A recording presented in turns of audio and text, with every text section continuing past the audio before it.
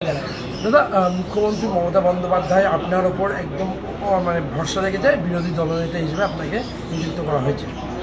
কীভাবে বিষয়টা দেখছেন? বিষয়টা কীভাবে দেখছি মানে আমি ঠিক বুঝতে পারছি না। দল, আমি যবে থেকে দল করে আসছি, আজকে নয়, দীর্ঘদিন, যখন দলের নেতৃত্ব যা সিদ্ধান্ত নিয়েছেন আমি সেটা মুখ বুঝে সেই সিদ্ধান্ত মেনে নিয়েছি। আজ পর্যন্ত তার বিরোধিতা করিনি। আজকে যে দায়িত্ব দিয়েছেন সে দায়িত্ব মুখ বুঝে মেনে নিচ্ছি এবং দলের যা নির্দেশ থাকবে সেই মেনেই আমি আমার বিধানসভার কাজ করব। দাদা, আমরা দেখেছি যে ভোট শেষ হতেই ইলেকশন কমিশনের যে অফিসার সুব্রত গুপ্ত থেকে শুরু করে মনোজ আগরওয়াল থেকে শুরু করে প্রত্যেককে অ্যাডমিনিস্ট্রেশন লেভেলে শুভেন্দু অধিকারী নিয়ে চলে এলো। এবার এটাই কি কোথাও কি এতে দ্বিচারিতা মনে হচ্ছে না? ভোটের পরেই তাদের থেকেই তো শুধু দ্বিচারিতা নয়, এটা খুব বড় মাপের চক্রান্তও তো বটে। যে এদের দিয়েই একদিন চক্রান্তটা কোনো করা হয়েছিল যে এসআইআর কেমনভাবে হবে, কিভাবে অনেকগুলো নাম বাদ দেওয়া যাবে। এসআইআর কখনো 5 দিনে হয়, 6 দিনে হয় না। এসআইআর একটা 1 বছর সময় লাগে করতে, অন্তত 10 মাস সময় লাগে। সমস্ত ব্যাপারটাই যে কেন করা হলো 6 দিনে, যাতে করে বহু লোকের নাম বাদ দেওয়া যায়। এবং সেই প্রতিবাদ করার টাইমটাও রাখা হলো না। আমরা তাও বারবার কোর্টে গেছি, কোর্ট থেকে কিছু রিলিফ নেওয়ার চেষ্টা করেছি, কিন্তু তারপরেও হাজার হাজার মানুষের অ্যাডজুডিকেশনে চলে গেল। এত লোকের হিয়ারিং নেবে কখন? সে সময় তো আর নেই, ইলেকশন এসে গেছে তো। অতএব বললো ইলেকশনের দিনের আগের দিন পর্যন্ত যাদের নাম বেরোবে তাদের ভোটার লিস্টে নাম থাকবে, তারা ভোট দিতে পারবে। এর কোনোটাই কিন্তু সফল হলো না। অর্থাৎ কোর্টও আমাদের ঠিক সেইভাবে, ইচ্ছা থাকলেও আমাদের সেইভাবে মানে মানে গণতান্ত্রিক ব্যবস্থাকে রক্ষা করার যে দায় ছিল আমাদের, সেটা করার সুযোগ পেলাম না। আমরা সুযোগ পেলাম না। স্বাভাবিকভাবেই এটা এসআইআর একটা অনেক দিনের পরিকল্পনা মাফিক এসআইআর। কাদের নাম কাটা হয়েছে? ঠিক তাদের নাম দেখে দেখে যারা আমাদেরকে ভোট দেয় তাদের নাম কাটা হয়েছে। এবং সেইভাবেই আজকে 35 লক্ষ লোক যারা ভোটার, এমনকি 2002 সালে যারা ভোট দিয়েছে তাদের নাম বাদ দেওয়া হয়েছে। অর্থাৎ আমাদের ভোটার যারা, তাদের নাম বাদ দেওয়া হয়েছে, মুসলমানদের নাম বাদ দেওয়া হয়েছে, মহিলাদের নাম বাদ দেওয়া হয়েছে এবং মতুয়াদের নাম বাদ গিয়েছিল। প্রাথমিকভাবে ওরা মনে করেছিল, তখনও মতুয়াদের মতামত জানায়নি তারা, প্রাথমিকভাবে ওরা মনে করেছিল মতুয়ারা আমাদের ভোট দেবে না, তার জন্য বাদ দিয়েছিল। তারপর নরেন্দ্র মোদীকে অনেক কথা বলতে হয়েছে, ভোটের পরে আমরা করে দেবো ইত্যাদি ইত্যাদি, তারা ভোট দিয়েছে। কিন্তু মতুয়াদের নামও বাদ গিয়েছিল এই কারণের জন্যেই যে মতুয়ারা যদি ওদের ভোট না দেয় তাহলে ভোটটা পুরোটাই এগেন্স্টে চলে যাবে, তার জন্য ওদের নাম বাদ দেওয়া হয়েছিল। অর্থাৎ মুসলমানদের থেকেও হিন্দুর নাম বেশি বাদ দিয়েছিল। দাদা, একটা জিনিস দেখা যাচ্ছে যে ভোটের আগে আমরা দেখেছি বিভিন্ন তৃণমূল নেতৃত্বদের বাড়িতে ইডি সিবিআই থেকে শুরু করে বারবার হেনস্থা করা হয়েছে। তারপর ভোটের রেজাল্ট বেরোতেই আবারও সুজিত ঘোষকে দেখা হয়েছে, গতকাল তাকে দীর্ঘক্ষণ জিজ্ঞাসাবাদের পরে তাকে রাত্রিবেলায় গ্রেফতার করা হয়েছে।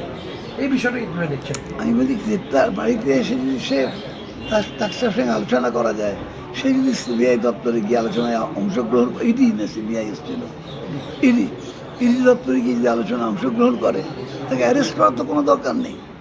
সে তো পালিয়ে যাচ্ছে না, ইলেকশনের জন্য ব্যস্ত ছিল বলে যেতে পারেনি। এবার তাকে যদি অ্যারেস্ট করতে হয় তাহলে তাকে তো কোর্টে প্রডিউস করতে হবে। সেখান থেকে তো কোর্ট বলবে এতদিনের জন্য জেল বা এতদিনের জন্য পুলিশের কাস্টডি, সেটা কোর্ট বলবে। তাকে কেন অ্যারেস্ট করে নিয়ে যাওয়া? এবার শুধুমাত্র এটা নয় যে ভোটের আগে তিনি যখন তাকে যতবার দেখা হয়েছে তিনি কিন্তু অসুস্থতার একটা কারণ দেখিয়েছে এবং মেডিকেল এবং তার লয়ার গেছে, সেখানে দাঁড়িয়ে লয়ারে গেছিলো এবং তাকে মেডিকেল গ্রাউন্ডও থেকে দেখিয়েছে। লোক নির্বাচনে দাঁড়িয়েছে, এই যে একটা স্বৈরাচারী মানসিকতা না, 50 বার বিভিন্ন এজেন্সি মিলিয়ে ইলেকশনের সময় এবং তার আগে 50 বার এই পশ্চিমবঙ্গের বিভিন্ন নেতাদের বাড়িতে গিয়েছে। স্বাভাবিকভাবেই এটা কোনো গণতান্ত্রিক ব্যবস্থা নয়, এটা একটা স্বৈরাচারী মানসিকতার বহিঃপ্রকাশ। অভিষেক বন্দ্যোপাধ্যায় গতকাল মানে শুভেন্দু অধিকারী মুখ্যমন্ত্রী শপথ গ্রহণ নেওয়ার পরেই তিনি প্রথম যেটা বলেছেন, অভিষেক বন্দ্যোপাধ্যায়ের যে সিকিউরিটি সেটা Z+ ক্যাটাগরির সিকিউরিটি, সেটাকে কমিয়ে দেওয়া হবে এবং একজন সাংসদের যেটুকু মানে ন্যূনতম সিকিউরিটি দরকার সেটুকুনি সিকিউরিটি থাকবে। এই বিষয়টাকে কীভাবে দেখছেন? একটা যে সাংসদ মানে তো তার Z+ মানে আমাদের জানি নিয়ম অনুযায়ী একটা সাংসদ মানে Z+ ক্যাটাগরির সিকিউরিটি থাকা উচিত। এই বিষয়ে তিনি বলছেন থাকবে না, একটা ন্যূনতম সিকিউরিটি রাখা হবে।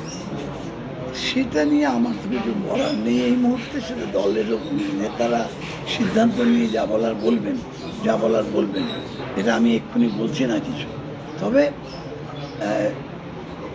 আমি যতদূর জানি ও জেড প্লাস ক্যাটাগরির পেয়েছে, সে যদি বিদ্রোহ করে নেয় সরকার, আমি তো কিছু বলতে পারি না।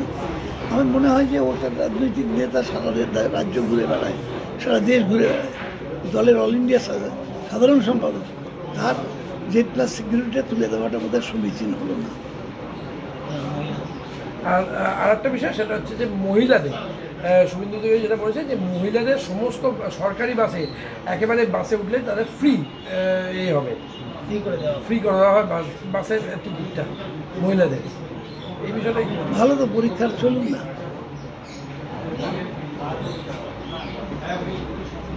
সেটা হচ্ছে যে লক্ষ্মীর ভাণ্ডার বন্ধ করে, মানে লক্ষ্মীর ভাণ্ডার যে প্রকল্প সেটা বন্ধ করে দেওয়া হলো, এবং সেখানে দাঁড়িয়ে বলেছে আয়ুষ্মান ভারত যে প্রকল্প সে না লোকাল না, ওটা আর একটা প্রকল্প আছে ওদের, স্বাস্থ্যসাথীর জায়গায় আয়ুষ্মান বলছি এটা 3,000 টাকা অন্নপূর্ণা ভাণ্ডার, অন্নপূর্ণা ভাণ্ডার 3,000 টাকা করে অন্নপূর্ণা ভাণ্ডার দেবে। এই বিষয়টাই কীভাবে দেখছেন? আগে দিক তারপর বলবো। গতকাল তো শুভেন্দু অধিকারী মুখ্যমন্ত্রী যখন বলেছেন যতগুলো প্রকল্প মুখ্যমন্ত্রী চালিয়েছেন সেই প্রকল্পগুলো সব চলবে, এটাকে কেরম দেখছেন? শুধু ওয়েলকাম, যে মুখ্যমন্ত্রী যা করে গেছে, ভালো কাজ করে গেছে, তাই সেগুলো কন্টিনিউ হচ্ছে, ওয়েলকাম করছে। তাহলে কি কোথাও কি আবার শুভেন্দু অধিকারী মমতা বন্দ্যোপাধ্যায়ের মানে পথপ্রদর্শক হয়ে উঠছে? মানে আমরা দেখেছি যে শুভেন্দু অধিকারী আজকে হাত, মানে যেটুকুনি জায়গায় রাজনৈতিক কেরিয়ার তৈরি, এটা মন্তব্য করবো না আমি, আমার মন্তব্য করা উচিত হবে না। শুধু এইটুকু বললাম, মমতা ভালো কাজ করে গেছেন, সেই কাজগুলো তাকে কেউ অনুসরণ বা অনুকরণ করে, তাতে আমাদের বলার কিছু নেই।